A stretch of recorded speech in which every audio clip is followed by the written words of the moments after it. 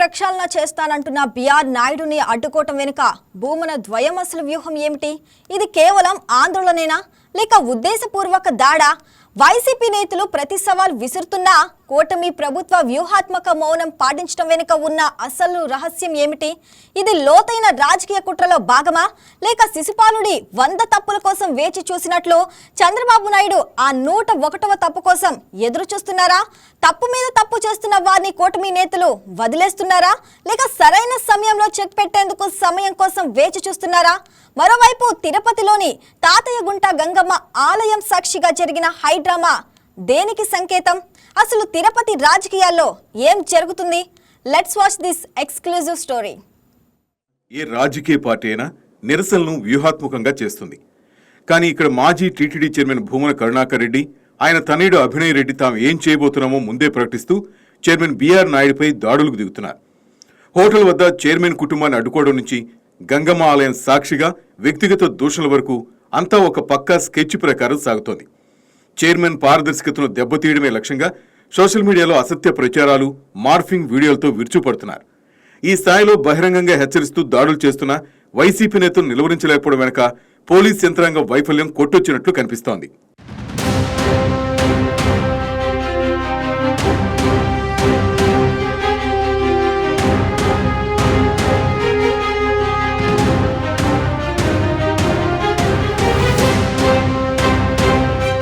తాజాగా తిరుపతిలోని శ్రీ తాతయ్యగుంట గంగమ్మాలయం రాజకీయ నిరసనలతో హోరెత్తింది. టీటీడీ చైర్మన్ బిఆర్ నాయుడును ఆ పదవి నుంచి తక్షణమే తప్పించాలని డిమాండ్ చేస్తూ వైసీపీ నేత భూమన అభినయ్ రెడ్డి ఆధ్వర్యంలో అమ్మవారి ఆలయంలో ప్రత్యేక పూజలు నిర్వహించారు. ఈ కార్యక్రమం నేపథ్యంలో ఆలయ పరిసరాల్లో పోలీసులు భారీగా మోహరించడంతో ఉద్రిక్త వాతావరణం నెలకొంది. చివరకు మీడియా ప్రతినిధులను సైతం పోలీసులు లోపలికి అనుమతించకుండా అడ్డుకోవడం పలు అనుమానాలకు తావిస్తోంది.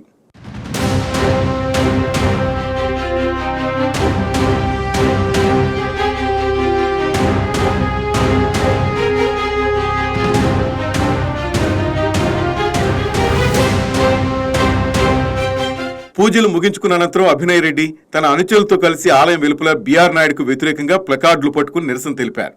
ఒక బ్రాహ్మణ మహిళను ఇబ్బందులకు గురి చేసిన వ్యక్తిని పవిత్రమైన టీటీడీ చైర్మన్ పదవిలో కూర్చోబెట్టడం స్వామివారిని అవమానించడమేనని అభినయ్ రెడ్డి మండిపడ్డారు. ముఖ్యమంత్రి చంద్రబాబు నాయుడు సైతం చైర్మన్ తీరుపై అసహనంతో ఉన్నారని, అందుకే తిరుమల, ఒంటిమిట్ట పర్యటనలో ఆయన పలకరించకుండా ముఖం చాటేశారని వ్యాఖ్యానించడం ఇప్పుడు చర్చనీయాంశంగా మారింది.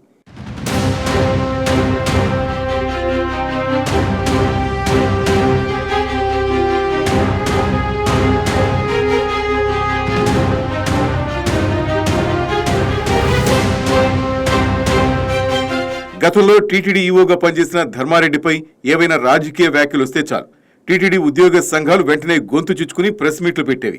రాజకీయ నేతలపై ఆగ్రహం వ్యక్తం చేస్తూ ఉద్యోగుల ఆత్మగౌరవం గురించి మాట్లాడేవి. కానీ నేడు ఏకంగా టీటీడీ చైర్మన్ బిఆర్ నాయుడు ఫోటోను అడ్మినిస్ట్రేటివ్ భవనం ముందు ఉంచి కనబడటం లేదని అవమానించినా, శ్రీవారి నెయ్యిలో కల్తీ జరిగిందని తేలినా అదే ఉద్యోగ సంఘాలు నేడు ఎందుకు మౌనంగా ఉన్నాయి? అప్పుడు చూపిన ఆవేశం ఇప్పుడు ఎందుకు ఆవిరైపోయింది? దీని వెనక భూమన కరుణాకర్ రెడ్డి గతంలో చెప్పినట్లుగా తన 2000 మంది నిఘా నేత్రాల నీడ ఉందా అన్న అనుమానాలు బలపడుతున్నాయి.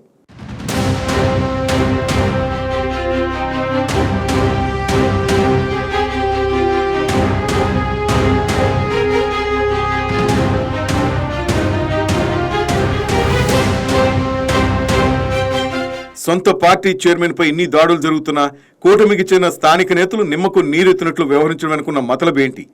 బిఆర్ నాయుడు ఒంటరి పోరాటం చేస్తుంటే కూటమి శ్రేణులు కనీసం కౌంటర్ ప్రెస్ మీట్లు కూడా పెట్టకపోవడం చూస్తుంటే ఇది కూడా రాజకీయ చదరంగంలో ఒక భాగమేనా అనే అనుమానాలకు తావిస్తోంది. మరోవైపు గత ప్రభుత్వ విధేయులైన కొందరు పోలీసులు వైసీపీ నేతలకు రెడ్ కార్పెట్ వేస్తున్నారన్న విమర్శలు వెల్లువెత్తుతున్నాయి. చైర్మన్ వాహనాన్ని అడ్డుకుంటున్నా ప్రేక్షక పాత్ర పోషించడం పోలీసు వ్యవస్థ తీరుపై ప్రశ్నలు లేవనెత్తుతోంది.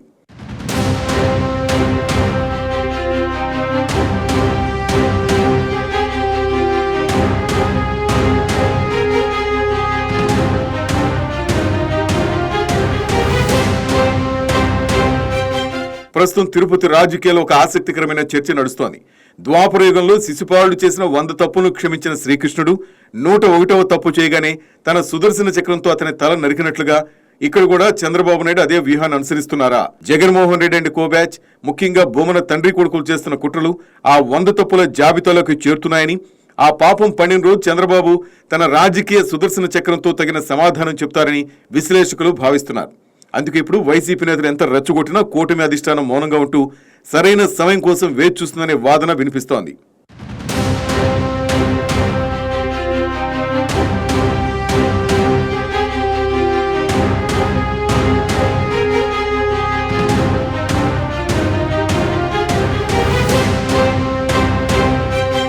వైసీపీ నేతలు చేస్తున్న కుట్రలు, కూటమి నేతల మౌనం వెనుక ఉన్న ఈ రాజకీయ మర్మం ఎప్పుడు వీడుతుందో, శిశుపాలుడు లాంటి విపక్ష నేతలకు చంద్రబాబు సుదర్శన చక్రం ఎప్పుడు గురిపెడుతుందో వేచి చూడాలి మరి.